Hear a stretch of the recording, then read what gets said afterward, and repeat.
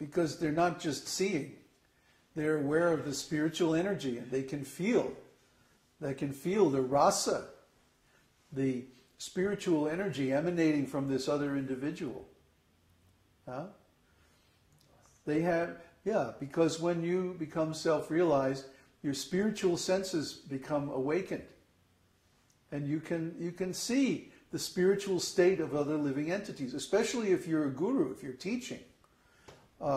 Krishna gives you the spiritual sight, right? Because you become responsible. Remember, I always talked about how Krishna gives spiritual knowledge on a need-to-know basis. It's confidential, right? Like when the government has some confidential secrets, they're only given to people with a need to know, to do their mission or their job. Similarly, Krishna gives spiritual knowledge on a need-to-know basis. If we take responsibility for helping other people advance in devotional service, then we get the knowledge that we need to do that mission. Huh? So a greatly advanced devotee who's teaching devotional service, he gets the spiritual vision to see who is who, to see who is advanced and who is not. So when he meets another soul who's very advanced in devotional service, naturally he can recognize him. It's nothing wonderful.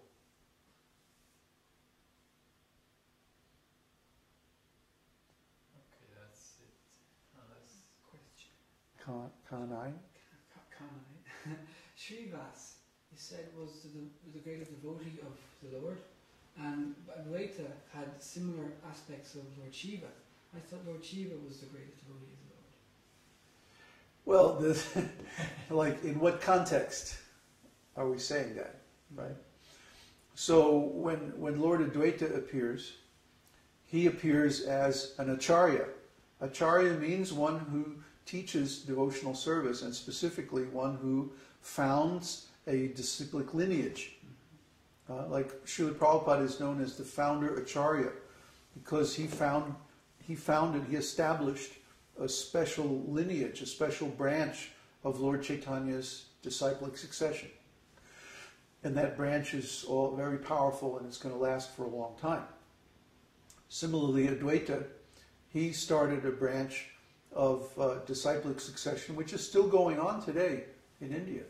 Unfortunately, it's become a little corrupt, because they're saying that you have to be born in the family of Lord Advaita to be a guru. And of course, actually Lord Advaita did not accept that philosophy, because he, for example, accepted Haridas Thakur as the Ācārya of the holy name, and Haridas was born in a Muslim family. So, you know, the people who claim to represent Lord Advaita actually aren't following Lord Advaita's philosophy. So how can they represent him? You know, it doesn't make a whole lot of sense. But anyway, he's an Ācārya. So within that context in which he appeared, at the time when he appeared, he was the greatest devotee of the Lord. He was like the most prominent disciple of Madhavacharya. See, as the disciple of Madhavendra Puri, he was the recipient of the ecstatic love in the conjugal mood that Madhavendra Puri had realized. So at that time, he was the greatest devotee of the Lord. Neville added, Lord. And I thought Radharani was the greatest devotee. She is the greatest devotee. She's all of the expansions of the Lord worship her as the greatest devotee. In fact, even Lord Nityananda, Lord Balaram, is also her younger sister. Huh? Rupa Manjari. His younger sister? Huh? She's or her? Lord Balaram has a form as Ananga Manjari. Ah, okay. Who is Radharani's younger sister, right? And also Manjari means that she's the servant. See, so even Lord Balaram takes lessons from Srimati Radharani. how to worship the Lord, how to serve the Lord. She's the greatest devotee. So in what context are we talking? See? Greatest always means within a certain context, compared to something. So when we say Lord Shiva is the greatest devotee, that means he's the greatest devotee in his context, which is in the Tatastha Shakti, because that's Lord Shiva's constitutional position, is that he appears in the Tatastha Shakti, in between the spiritual and the material energy. See? Shiva Loka is outside of the material world, but it's not in the Vaikunthas either. It's in the same area as Lord Mahavishnu, in the Tatastha area. So Lord Shiva's position is unique. He is the Supreme Lord, but at the same time, he's not the Supreme Lord. And Srila Prabhupada describes it as like milk and yogurt. Milk is pure, and it's the source of yogurt. Yogurt is also pure, but it's not milk. There's nothing but, the only ingredients in yogurt are milk and some little culture. But because of this, you can't say that yogurt is milk. It's not milk, but it's only milk. So similarly, Lord Shiva is the supreme, but he's not supreme. Because he's in contact with Maya. Maya is like the culture that turns the milk into yogurt. See, Lord Mahavishnu, even though he emanates the material energy, he's not in contact with it.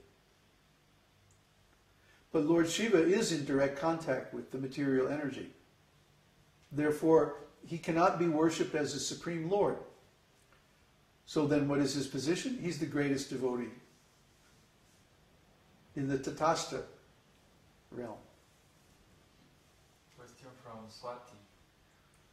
Following the example set by Advaita Ācārya, can we pray Krishna to come to this world again to set it straight? The world is in a worse condition than it was then. Yes, Krishna has appeared as his holy name. So that's another answer to, is Krishna going to appear in Kali Yuga?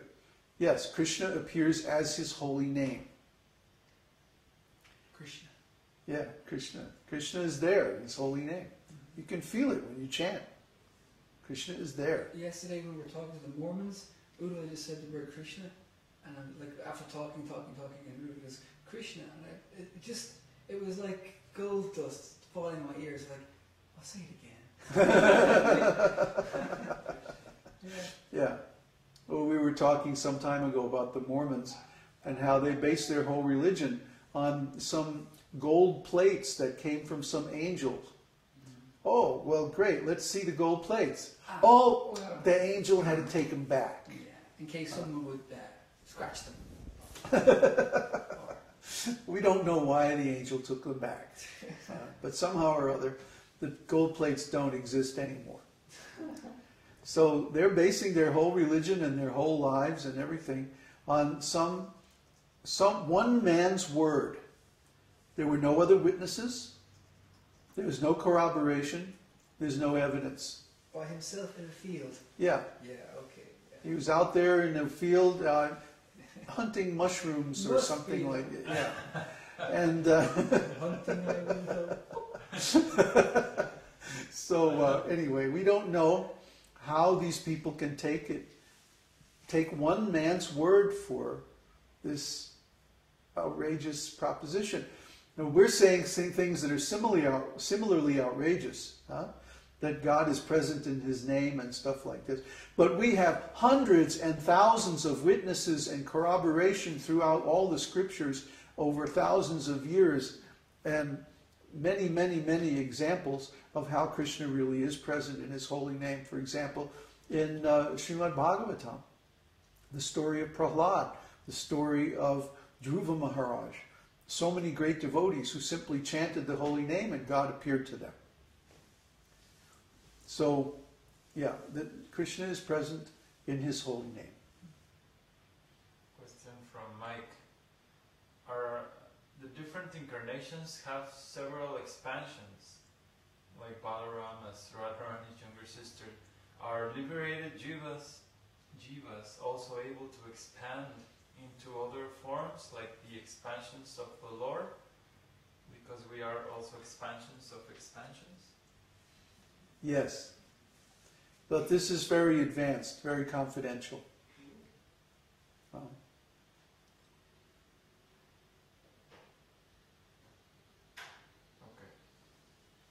Any more questions? Thank you. Okay, thanks. No? Unless Luciano, you haven't asked in a while. Yeah. It hadn't even cleared his throat yet.